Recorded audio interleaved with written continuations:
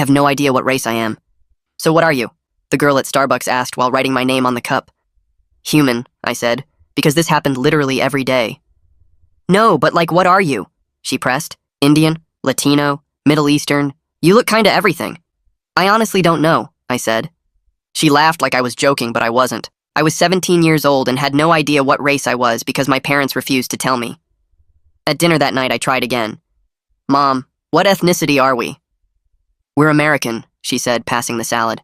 But before that, I said. Before that, we were younger, my dad said, and they both laughed like it was hilarious. I'm serious, I said. People ask me all the time and I have nothing to tell them. Tell them you're from Earth, my mom said, third planet from the sun. So I tried asking my grandmother on the phone. Grandma, what's our heritage? Oh, sweetie, we're from Ohio, she said. No, I mean like ancestry, I said. My ancestors are from Ohio too, she said. What about before Ohio? I asked. Before Ohio, there was nothing, she said, and hung up. I went through every family photo album looking for clues. Maybe traditional clothing or cultural celebrations or food that might give me hints. But every single photo was aggressively neutral. Backyard barbecues with hamburgers, Christmas with a generic tree. Nothing ethnic anywhere. I tried to trick my mom while she was distracted doing taxes. Hey Mom, what should I put for race on this college application? What are the options? She asked without looking up. White, black, Asian, Hispanic, Native American, Pacific Islander, I said. Put yes, she said. That's not an option, I said. Then put no, she said. I Googled our last name trying to find its origin. The internet said it was either French, Vietnamese, Nigerian, or possibly made up entirely. One website said it meant bread maker, and another said it meant son of the mountain. At school, I asked the Spanish teacher if I looked Hispanic. She said maybe. I asked the Mandarin teacher if I looked Chinese. He said possibly. I asked the French teacher if I looked French, and she said, everyone looks a little French if you squint. I saved up money to buy a DNA test kit. When it arrived, my parents were waiting in the living room like an intervention. We can't let you do that, my dad said. Why? I asked. The companies sell your data, my mom said. I don't care about my data, I said. You will when you're older, my dad said, taking the kit. Trust us. I had my friend Jeremy order one to his house instead, but when I went to pick it up, his mom said my mom had called and asked her not to let me have it. They'd coordinated against me. I tried asking my doctor at my physical. So, what ethnic background would you say I am, medically speaking? That's not really a medical question, he said. But certain races have certain health risks, I said. I'd Googled some to prepare. Should I be worried about sickle cell? Tay-Sachs? Your parents said you might ask about this, he said. I'm not supposed to discuss it with you. You're my doctor, I said. I'm the family doctor, he said. I got desperate and went to the public library to research genealogy records. I searched for hours and found records for everyone with my last name going back to the 1800s. But when I got to my parents' generation, everything stopped. No birth records, no marriage licenses, nothing. That's odd, the librarian said, looking over my shoulder. It's like your family just appeared out of nowhere in 1999. That's 3 years before I was born, I said. Maybe they changed their names? She suggested. I searched for name change records but found nothing. Then I noticed something strange. The librarian had written down my parents' names to help search, but when I came back from the bathroom, the paper was gone, and she acted like she'd never seen me before. I was just here, I said. You were helping me with genealogy. I don't know what you're talking about, she said. The library is closing. It was 2 p.m. The library didn't close until 8. I snuck into my dad's home office looking for any documents that might list race or ethnicity. I found my birth certificate, but where it should have listed my parents' race, someone had put whiteout. Actual whiteout on an official document. When I held it up to the light, I could see something underneath, but couldn't make it out. What are you doing? My dad said from the doorway. Looking for answers, I said. You won't find them there, he said, taking the certificate. Then where? I asked. When you're 18, he said. We'll tell you when you're 18. That's in 6 months, I said. Then wait 6 months, he said. But I couldn't wait. I knew now that something weird was going on. So I convinced the school nurse to take a cheek swab for a biology project and mailed it to a DNA company myself.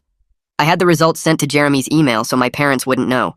6 weeks later, Jeremy called me. The results are in. I went to his house and we sat at his computer. My parents thought I was at soccer practice.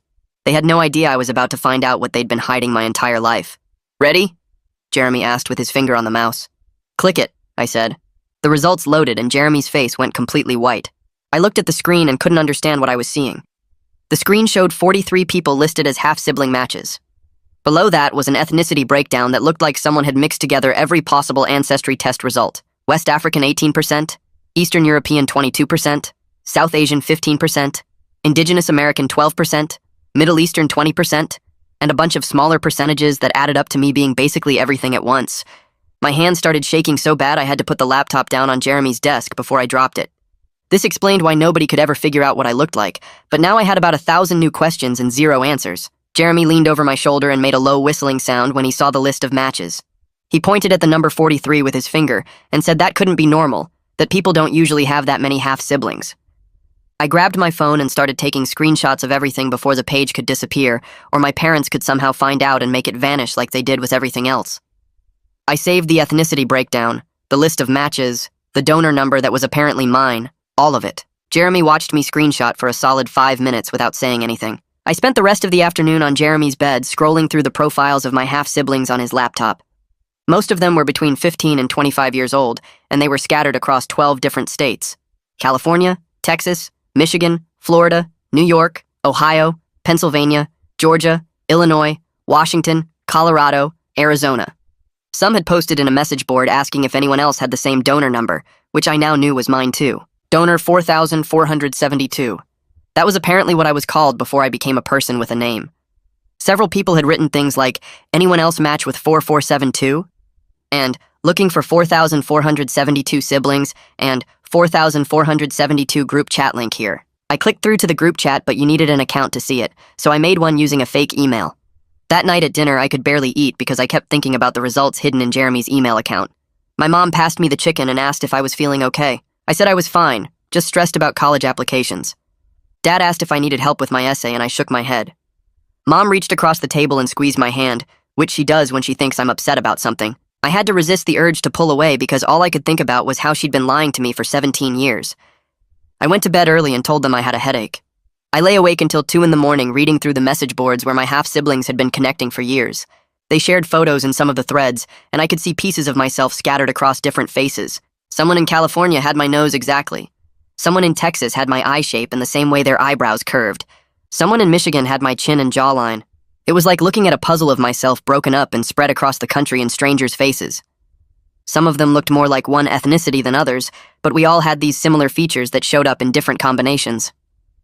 The next morning, Jeremy pulled me aside before first period started and told me something weird. He said his mom had worked at a fertility clinic about 15 years ago, before he was born. She was just a volunteer helping out in the office, but she'd mentioned it once when they were talking about medical stuff. The coincidence felt too big to ignore. I asked which clinic, but he didn't remember the name. He said he could try to find out if I wanted. That afternoon during study hall, I logged into the DNA website and messaged one of the half-siblings through their platform. I picked someone named Raj who seemed really active in the forums and had answered a lot of other people's questions. I kept my message simple and just said I'd just gotten my results and saw we were a match, then asked if he'd known about all this before testing. I hit send before I could overthink it, and then spent the rest of study hall refreshing my email waiting for a response that didn't come. My parents must have sensed something was going on, because they were extra attentive at dinner that night.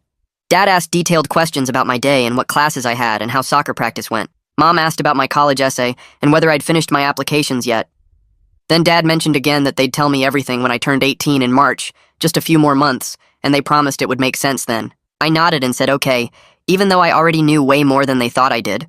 I met with Becca Whitehead the next week to work on my college applications. She's my guidance counselor, and she'd been bugging me to finish the Common App for weeks. We sat in her office going through each section, and when we got to the demographic part, she asked how I wanted to identify racially. I stared at the checkboxes on her computer screen.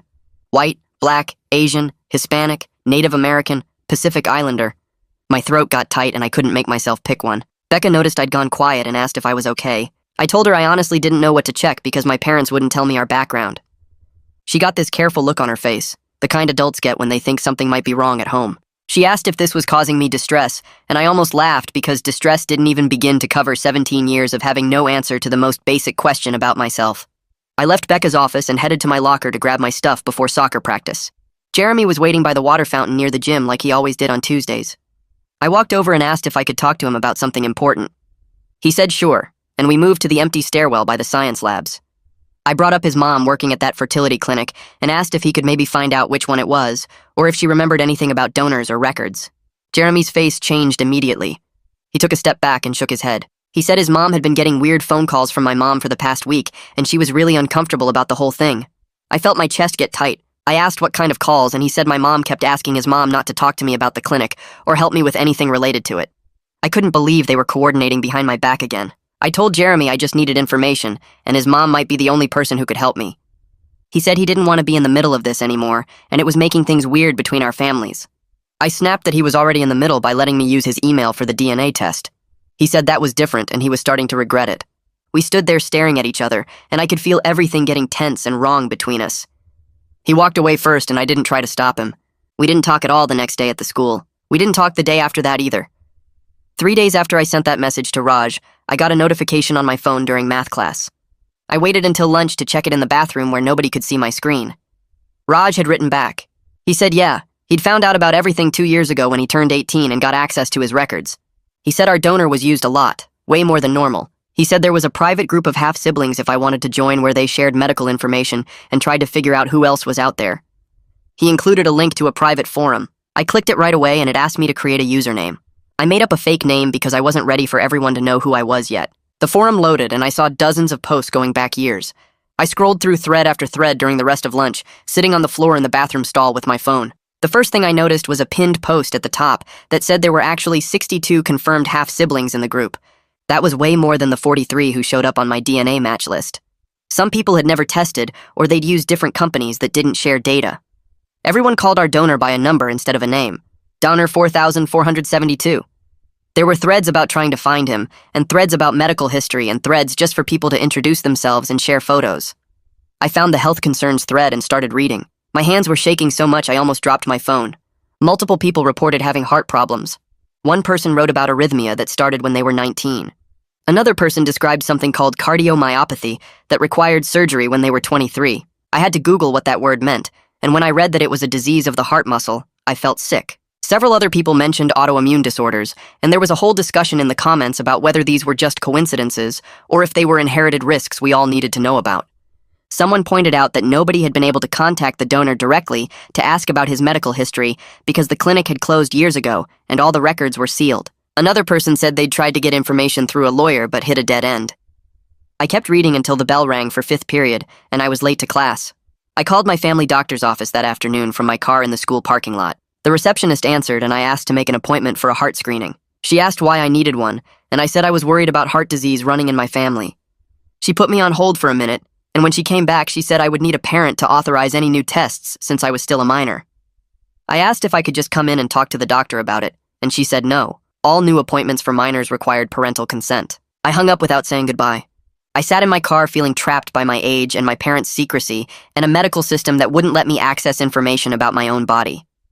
I had real health concerns based on what my half-siblings were reporting, but I couldn't do anything about it without my parents' permission. That night at dinner, I brought it up as casually as I could. I said some guys on the soccer team had to get heart screenings, and I thought it would be a good idea for me to get one too. Mom and Dad both looked up from their plates at the same time. They did that thing where they made eye contact with each other and had an entire conversation without words. Dad asked why I was suddenly worried about my heart. I shrugged and said I just wanted to be careful and make sure everything was okay. Mom asked if something happened at practice or if I was having symptoms. I said no, I just thought it was smart to get checked. Dad said those tests were expensive and probably unnecessary for someone my age with no symptoms. I pushed back and said it would give me peace of mind. Mom said they would think about it, but I could tell from her voice that thinking about it meant no. The next day, I spent my lunch period in the library instead of the cafeteria. I went to the computer section in the back and searched for information about birth certificates and vital records. I learned that amended birth certificates were common in adoption cases where the adoptive parents' names replaced the birth parents' names on the official document. I learned that original birth certificates could be sealed by court order and that accessing them usually required a lawyer and a really good reason. Then I searched for my parents' names in the county birth records database just to see what would come up. I typed in my mom's name first and got nothing before 1999. I tried my dad's name and got the same result. No birth records, no marriage license, nothing. It was like they didn't exist before 3 years before I was born. I wrote down the website addresses and some notes about sealed records on a piece of paper and folded it into my pocket. I went back to the library the next day during lunch to do more research. The same librarian was working at the front desk, but when I walked up and asked for help finding more genealogy records, she looked at me like she'd never seen me before. She said she didn't remember helping me yesterday. I reminded her about the search we did for my parents' names and how we found that gap in the records. She got this confused look on her face and said she must be thinking of someone else. I pulled out my notes from yesterday and showed her the website addresses she'd helped me find. She looked at the paper and then back at me, and her face got red. She said the genealogy section was reorganized and I needed to leave. I asked when I could come back and she said she didn't know. The whole interaction felt completely wrong, like someone had talked to her or warned her not to help me anymore. I found a student journalist in my English class the next day. Her name was Cassidy, and she wrote for the school paper. I sat down next to her before class started and asked her a hypothetical question about students' rights to access their own medical information. Her eyes lit up immediately and she pulled out a notebook. She started asking me questions about why I was researching this and whether I knew someone who was having problems getting medical records. I kept my answers vague and said I was just curious about the legal side of things. She was sharp, though, and I could tell she sensed there was a real story behind my questions. She said she'd look into it and maybe write something for the paper if I wanted to talk more. Jeremy found me sitting alone at lunch 2 days after our argument.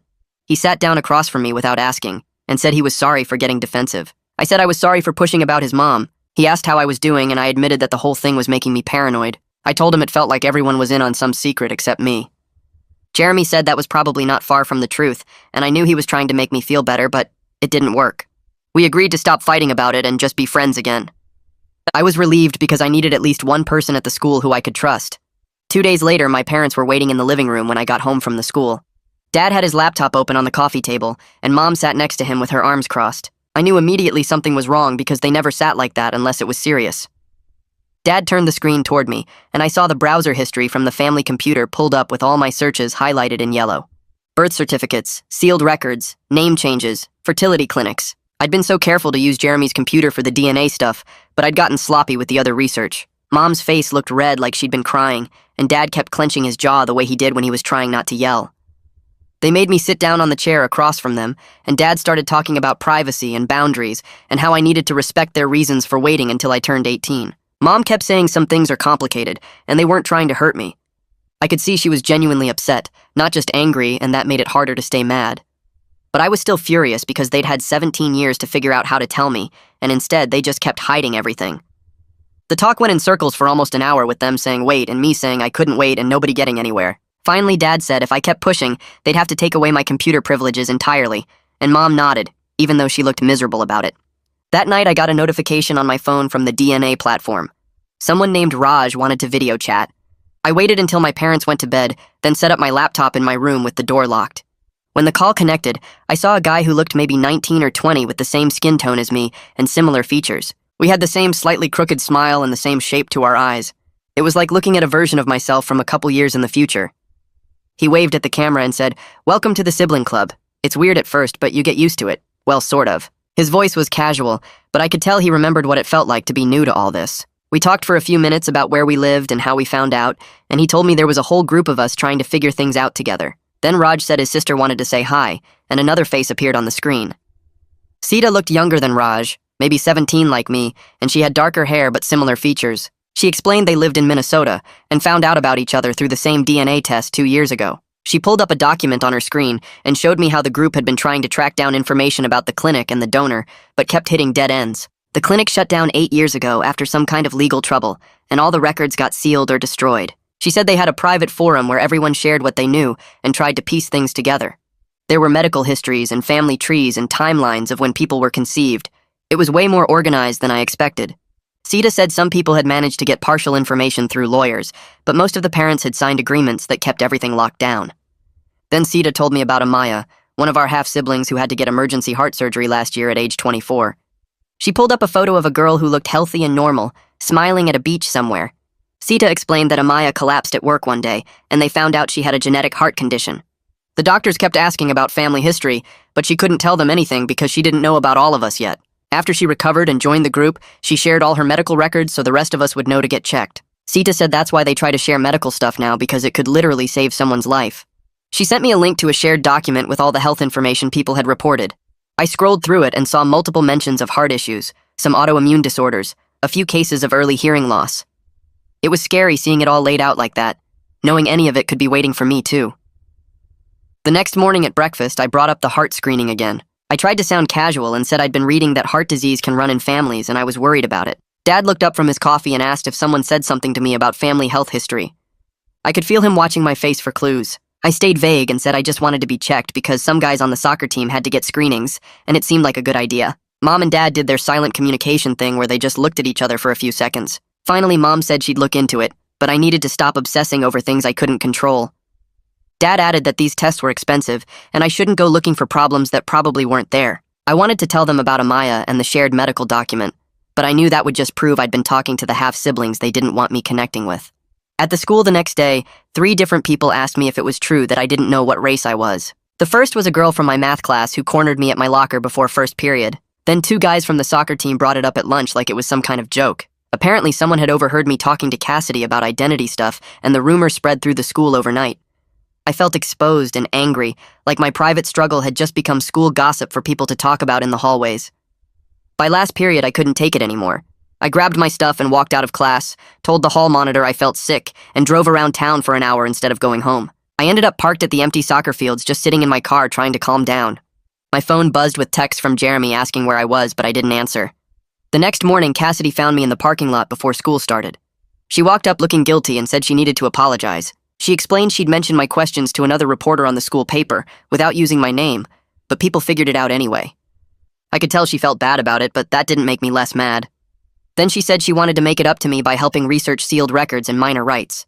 She'd already started looking into it and had some information about legal processes. I was too tired to stay mad at her, and honestly, I needed whatever help I could get. We agreed to meet in the library during lunch to go over what she'd found. That weekend, my parents got a phone call from the school counselor about my distress regarding family identity issues. I wasn't there when the call happened, but I heard them talking about it in the kitchen afterward. When they called me downstairs, the conversation got explosive fast. Dad accused me of making them look bad and embarrassing the family by talking about private stuff at the school. Mom started crying and saying they'd tried so hard to give me a normal life. I yelled back that normal includes knowing basic facts about yourself and not having to lie when people ask simple questions. Dad said I was being dramatic and ungrateful. I said they were being secretive and controlling. Mom said I didn't understand how hard this was for them. I said they didn't understand how hard it was for me to live 17 years not knowing who I was. We went back and forth until I was shouting and Mom was sobbing and Dad told me to go to my room. I locked myself in and pulled out the hidden phone to message the half-sibling group. I typed out everything that had happened with my parents and the school counselor and feeling like I was losing my mind. Within an hour, I had responses from 12 people sharing their own stories. Rory from Michigan said he didn't speak to his parents for a year after finding out they'd lied to him his whole life. Dinesh from 2 towns over said his parents still won't acknowledge the truth, even though he's shown them the DNA results. Someone named Maya said her mom finally admitted everything, but only after Maya threatened to cut off contact completely. Reading through all the messages made me feel less alone, but also more angry that this was such a common experience. All these parents making the same choice to hide the truth, and all these kids dealing with the same confusion and anger. On Monday, Cassidy found me after school and said she'd connected with someone who might be able to help. A legal aid attorney named Heather Marshall, who sometimes helped students with family law questions. Cassidy had already reached out, and Heather agreed to meet with me. We set it up for Wednesday afternoon at a coffee shop downtown. I told my parents I had a study group and drove there after school.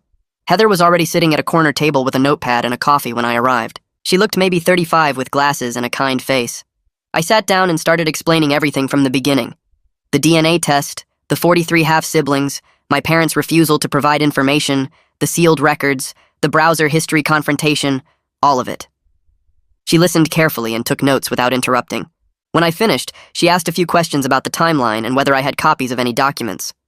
I showed her screenshots on my phone of the DNA results and some of the half-sibling forum posts. She studied them for a minute, then looked up and said we needed to talk about what my options actually were as a minor. Heather pulled out a folder with papers and started going through what I could and couldn't do legally. She explained that minors have almost no rights when it comes to sealed records or medical decisions without parents saying yes. The system protects kids, but sometimes that protection becomes a wall, she said. I could try to ask a court for my original birth certificate, but I'd need a lawyer and my parents would find out right away. The whole process could take months or even years and might not work. She wrote down some names of lawyers who handle this stuff, but warned me they cost money I probably didn't have. I left the coffee shop feeling more trapped than before. That night, I Googled the county records office and found a supervisor named Ken Roman who dealt with birth certificates and sealed records. I waited until my parents were both at work the next day and called from Jeremy's phone. I told Ken I was doing research for a school project about sealed records.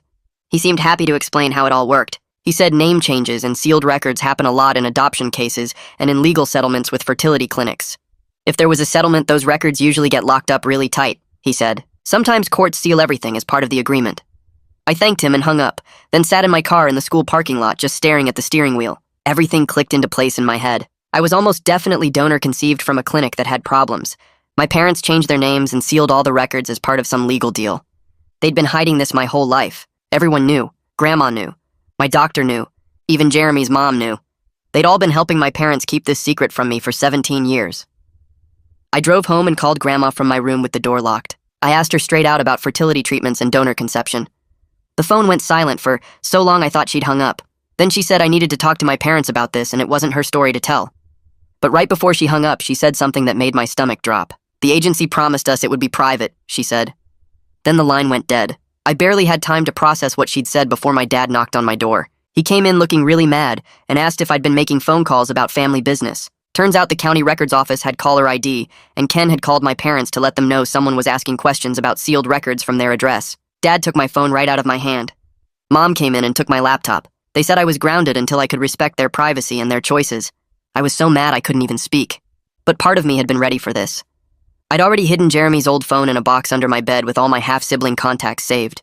That night after my parents went to sleep, I pulled out the hidden phone and messaged the group. Within an hour, Dinesh responded. He lived only 30 minutes away and offered to meet in person. We set it up for Saturday at a park between our towns. I'd tell my parents I had soccer practice. Jeremy said he'd cover for me if anyone asked. Saturday morning, I drove to the park and found Dinesh sitting at a picnic table near the playground. When I walked up, I felt weird because we looked similar enough that people might think we were cousins or even brothers. Same skin tone, same height, similar face shape. We shook hands and sat down and he started telling me his story. He found out at 16 when his parents finally told him after he kept pushing. His parents had also changed their names. He'd been fighting for information for 2 years now. It gets a little easier, he said, but the anger doesn't really go away. We spent 2 hours comparing everything we knew. Then Dinesh suggested we try to find the actual fertility clinic together. We went back to his house and used old phone books and internet archives to track down the address. It took forever, but we finally found it.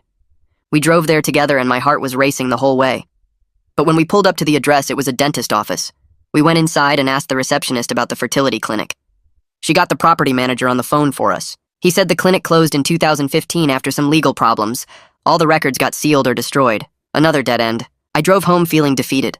Then on Monday, Cassidy found me before first period. She'd written an article for the school paper about students' rights to their own medical information and family history. She didn't use my name, but she included quotes from our interview about donor conception and sealed records. The article went up on the school website that morning. By lunch, my parents had seen it. They called me out of class to come home. The drive back was silent and awful. At home, they asked if I'd talk to a reporter about our private family matters. I said yes because I needed help and they weren't giving me any. Mom started crying. Dad said I'd embarrassed them and broken their trust. I said they'd lied to me for 17 years, so maybe we were even. Nobody won that fight. The next day at the school, my soccer coach pulled me aside and said I was benched for creating problems. He didn't say it was because of the article, but I knew. In the hallways, some teachers gave me these sad, sympathetic looks that made me want to disappear. But then something unexpected happened. 3 different students came up to me between classes. One girl said she was adopted and never knew other people dealt with the same kind of secrecy. A guy from my English class said he was donor conceived too, and his parents also wouldn't tell him anything. Another kid said their family had sealed records from a custody case, and they understood how it felt to have your own history kept from you. By the end of the day, I felt totally exposed, like everyone at the school knew my business. But I also felt less alone than I had in months. Maybe going public wasn't the worst thing after all. 2 days later, I got a private message through the half-sibling forum from an account I didn't recognize. The username was just a string of numbers and the profile was blank. The message said she was a nurse at the clinic and saw the article. She could tell me some things off the record, but couldn't be named because she signed an NDA. At the bottom was a phone number with no area code prefix. I stared at my phone for 10 minutes before I saved the number and texted back asking when we could meet. She replied within seconds with an address for a diner in the next town over and a time for that Saturday. I told my parents I needed to study at the library for a big test. Mom offered to drive me, but I said Jeremy was picking me up.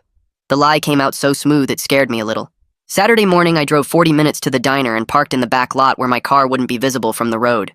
Inside, the diner smelled like coffee and bacon grease. A woman sitting alone in a corner booth raised her hand slightly when I walked in.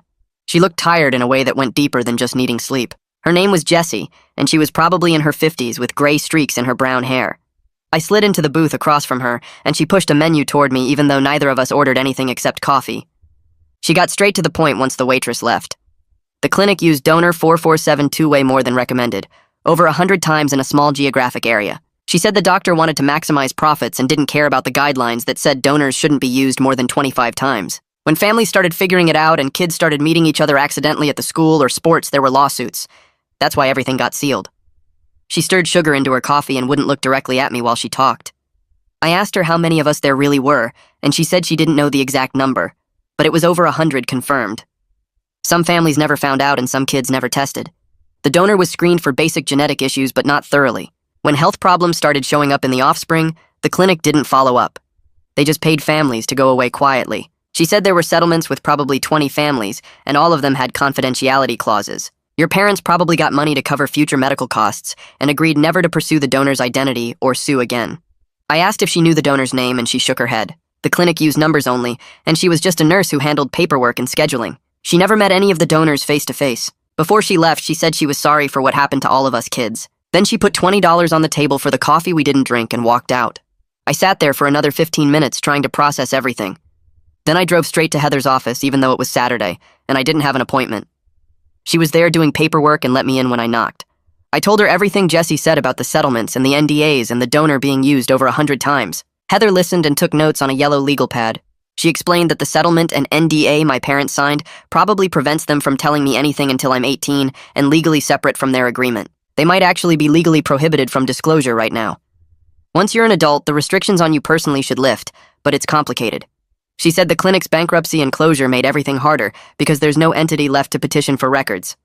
I asked what I could do, and she suggested family therapy as a way to work through this without legal action that could take years. Your parents are probably scared and dealing with their own trauma about infertility and the clinic's negligence. That doesn't excuse keeping you in the dark, but it might explain it. She wrote down a name and number on a sticky note. Niall Peterson was a therapist who specialized in family communication and difficult conversations. Heather said he'd worked with other donor-conceived people and their parents before. I took the sticky note and thanked her and left. That week, I went to soccer practice even though I was still benched. We were doing sprint drills when I felt a sharp pain in my chest that made me stop mid-run. The coach yelled at me to keep moving and said I was faking to get out of running laps. But the pain got worse and spread across my chest like someone was squeezing my ribs. I sat down on the grass and tried to breathe normally. The coach came over and asked if I was seriously hurt or just being dramatic. I said I didn't know, but something felt wrong. He let me sit out the rest of practice, but I could tell he didn't believe me. Afterward, I sat in my car for 20 minutes debating whether to go home or go to urgent care. The pain had faded to a dull ache, but I kept thinking about Amaya and her heart surgery. I drove to the urgent care clinic near the mall. The waiting room was empty except for a kid with a cough and his mom. I filled out paperwork, and when they called me back, the doctor was young and seemed rushed. He did an EKG by sticking a bunch of electrodes on my chest. The machine beeped and printed out a long strip of paper with squiggly lines. He looked at it and said it looked normal, but recommended follow-up with a cardiologist given my family history of heart issues. I tried to explain that I didn't have access to my family history, and he looked confused. He said I should bring a parent to the follow-up appointment. I left with paperwork and instructions I couldn't fully follow without my parents' help. The paper said to schedule a cardiology consultation within 2 weeks and to avoid strenuous exercise until then. I drove home and left the urgent care paperwork on the kitchen table where my parents would see it. Then I went upstairs and lay on my bed staring at the ceiling. When they got home from wherever they'd been, Mom found the paperwork first. I heard her call Dad over and they talked in low voices for a few minutes. Then Mom called me downstairs. I came down and stood in the doorway of the kitchen. She asked what happened, and I explained about the chest pain at practice and driving myself to urgent care. Dad picked up the paperwork and read through it carefully. He looked genuinely scared for the first time in this whole thing. Not angry or defensive, just scared. They asked why I didn't call them, and I said I didn't want to worry them over nothing. Mom said chest pain is never nothing, especially at my age. They agreed to make an appointment with a cardiologist. Dad called first thing Monday morning and got an appointment for 2 weeks out. The wait was terrible. I spent those 2 weeks monitoring every heartbeat and chest sensation. Anytime I felt the slightest twinge, I'd stop what I was doing and focus on my breathing. I researched cardiomyopathy online and read through Amaya's posts about her surgery in the half-sibling forum. She'd had to have part of her heart muscle removed because it was too thick and blocking blood flow. The surgery was successful, but she'd be on medication for the rest of her life. Other people in the group reassured me that most of them were fine, and I was probably okay too. But the uncertainty was exhausting. I could barely focus in class because I kept thinking about my heart. At night, I'd lie awake feeling my pulse and wondering if it was beating too fast or too slow or irregular. Finally, the appointment day arrived. The cardiologist's office was in a medical building downtown. Drew Landry was younger than I expected, maybe in his 30s with dark hair and glasses. He actually listened when I explained the situation about being donor-conceived and having half-siblings with heart problems. He didn't seem judgmental or confused like the urgent care doctor. He did an echocardiogram, which was basically an ultrasound of my heart. I lay on an exam table while he moved a wand around on my chest and looked at a screen showing my heart beating in real time. It was weird seeing the inside of my own body like that. Then he had me do a stress test on a treadmill with electrodes stuck all over my chest. The treadmill started slow and got faster and steeper every few minutes until I was running hard and breathing heavy. When it was over, he printed out more strips of paper and studied them for a long time. Everything came back normal. My heart structure looked good, and there were no signs of the thickening that Amaya had. But he said given the family history I'd described, I should be monitored annually. Heart conditions can develop over time, especially in your 20s. You did the right thing getting checked. He scheduled a follow-up for 1 year out and said to come back sooner if I had any more chest pain or unusual symptoms. I left his office feeling relieved, but also aware that this was something I'd have to deal with for the rest of my life. Annual checkups and constant awareness of my heart because of a donor I'd never met and a clinic that used him too many times. I drove home from the cardiology appointment with my hands tight on the steering wheel. The clean bill of health should have made me feel better, but instead I just felt more determined. I had information now. I had proof of health risks. I had leverage. My parents were home when I pulled into the driveway, and I walked straight into the living room where they were watching TV. I stood in front of the screen until Dad hit pause on the remote. I need to talk to you both right now. They looked at each other with that same worried expression they always had when I brought this up. I stayed standing because sitting felt like giving up ground. I know about the donor conception. I know about the clinic and the settlements. I know I have at least 60 half-siblings. My voice shook, but I kept going. I'm not asking you to break any legal agreements, but I need you to stop pretending this isn't real. Mom's face crumpled and she started crying immediately. Dad put his arm around her shoulders and they sat there for a long moment. Then Dad took a deep breath and started talking. We struggled with infertility for years. We tried everything. The treatments were expensive and painful and nothing worked. When we found the clinic, it felt like a miracle. They said the donor was thoroughly screened and local and available. We just wanted a baby. We didn't think about what it would mean for you later. Mom wiped her eyes and nodded. The clinic made it seem so simple and safe. They said lots of families used donors and the kids turned out fine. We thought we were doing the right thing. Dad stood up and left the room. He came back a few minutes later with a folder full of papers. These are from the settlement. Most of it is redacted, but you can see enough. He spread the documents on the coffee table, and I sat down to look at them. Pages and pages with thick black bars covering names and details. But I could see dollar amounts. $35,000. I could see phrases like sealed records and name change requirement and confidentiality clause. The clinic paid us after everything came out about the donor being used too much. They made us change our last name and seal all the records related to your conception. Dad's voice was quiet. We thought we were protecting you from harassment. Protecting ourselves from judgment. We didn't know how to tell you later without it seeming like we'd been lying your whole life, which we had been. I looked at the documents and felt something shift inside me. Not forgiveness exactly, but understanding maybe. I need access to my medical information. I need the right to know my half-siblings. I'm not trying to replace you or say you're not my real parents, but these people share my DNA and my health risks. I need to be able to make informed decisions about my own body. Mom reached across the table and put her hand over mine. We'll work with you on this. I promise. We should have done this sooner. I took another breath. I want you to meet one of them. One of my half-siblings. With me. So you can see they're real people and not some threat. My parents looked at each other again. Dad nodded slowly. Okay, we can do that. It took another week to arrange everything. I messaged Dinesh and asked if he and his mom would meet my parents for coffee. He said yes immediately. His mom was nervous but willing. I spent the whole week worried my parents would back out. They kept asking questions about Dinesh and his family. What's he like? How old is he? Does he look like you? I answered everything honestly. The morning of the meeting, I could barely eat breakfast. We drove to a coffee shop in a town between ours and Dinesh's. Neutral territory. My parents were quiet in the car. When we walked in, Dinesh and his mom were already sitting at a corner table. Dinesh stood up when he saw us, and I could see my mom's face change.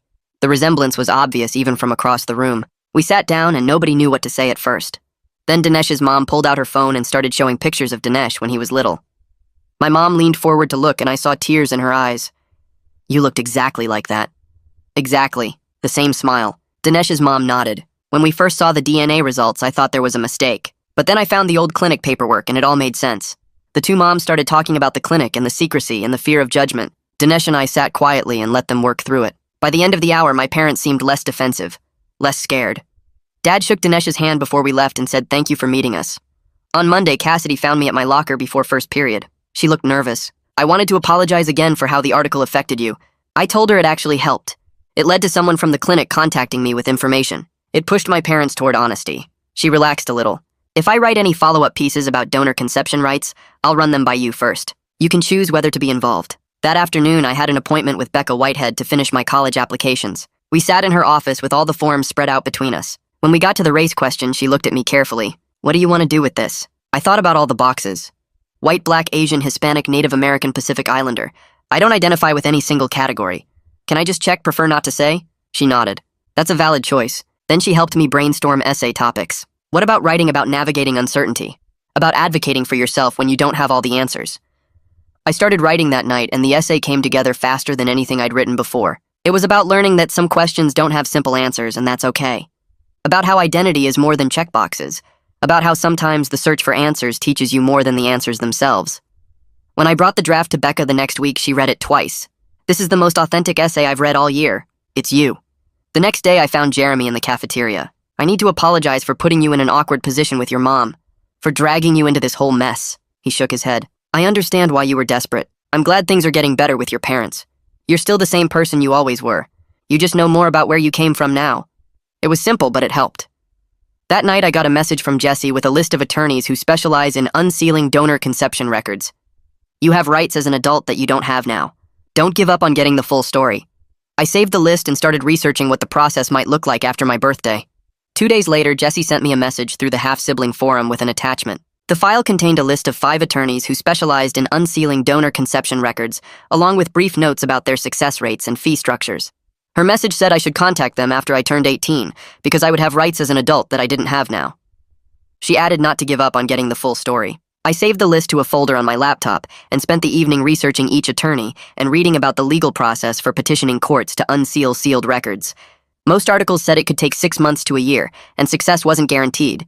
But having the information made me feel like I had a plan, instead of just waiting helplessly. The following Tuesday, I joined a video call with the larger half-sibling group using my real name this time, instead of the fake username I'd been hiding behind. About 20 people were on the call from all over the country, and we went around the screen sharing our stories about how we found out and what happened after. Some had known since childhood because their parents told them early. Others found out as adults when they took DNA tests for ancestry or health reasons. Several were still fighting with their parents who refused to acknowledge the truth or blocked them from accessing information. The similarities in our experiences felt both comforting and sad. Toward the end, someone asked if I planned to try contacting the donor when I turned 18. I said I wasn't ready to decide that yet because I was still processing everything and figuring out what I needed. A few people nodded like they understood that hesitation. Thursday afternoon, my parents and I had another session with Niall where we talked about what progress looked like going forward. My parents agreed to stop blocking my access to medical information and to support my relationships with my half-siblings instead of treating them like a threat. They also agreed to give me whatever information they legally could when I turned 18, even though some details would still be sealed by the settlement. It wasn't everything I wanted, but it felt like real progress after months of stonewalling and deflection. Niall said we were learning to communicate honestly, instead of avoiding hard topics, and that was significant growth for our family. Saturday morning, Dad asked if I wanted to go for a run with him, just the two of us. We drove to the trail by the reservoir and started jogging in silence for the first mile. Then he started talking about how scared he and Mom were when they couldn't have kids, and how the clinic made them feel like failures when the treatments kept not working. He said they thought using a donor would solve everything and give them the family they wanted, but they didn't think about what it would mean for me later. He admitted they handled this badly, and were so focused on protecting themselves from judgment and harassment that they didn't think about what I needed. I told him I was still angry about the lies and the years of deflection, but I was trying to understand their perspective too. We ran another 2 miles without talking, and it felt like something between us had shifted slightly. The acceptance letter arrived in early December from the in-state university with a decent scholarship and a solid program. I opened it at the kitchen table and just stared at the congratulations paragraph for a minute. It felt like a small victory, even though it didn't solve the bigger questions about my identity or give me the answers I'd been searching for. I was learning that life kept moving forward, even when you didn't have all the answers you wanted, and sometimes you had to make decisions with incomplete information. That afternoon, I called Drew Landry's office and scheduled my own follow-up cardiology appointment for next year, putting it in my phone calendar. Taking charge of my own health monitoring felt like a step toward adulthood and independence. His office sent me the intake paperwork, and I filled it out myself, including the family history section, where I listed the heart conditions reported by my half-siblings in as much detail as I had. I met with Heather one more time the following week to prepare for petitioning to unseal my records after my 18th birthday in March. She spread out forms and explanations across her desk and walked me through the process step by step. She explained it would take months and might not succeed because courts were often reluctant to break sealed settlements, but I had the right to try. She said advocating for myself mattered regardless of the outcome. I left her office with a folder full of forms and instructions and a clearer sense of what the next year might look like. At our next family dinner, I asked my parents direct questions about the clinic and the donor and the settlement instead of dancing around the topic. They gave me direct answers instead of jokes or deflections. They couldn't tell me everything because of the legal agreements, but they told me what they could about the timeline and the process and why they made the choices they made. It was still frustrating to hit walls where information was sealed, but the honesty felt like progress. We were learning to talk about this like it was real instead of pretending it didn't exist or waiting for some magical future date when everything would suddenly be okay. I was filling out my final college application when I got to the demographics section one last time. I looked at the boxes for race and ethnicity and checked prefer not to disclose. I realized I was okay with that choice. I didn't have all the answers about my identity, and I might never have them completely, but I knew who I was as a person. I had a plan for getting more information when I turned 18. I had a community of half-siblings who understood what I was going through.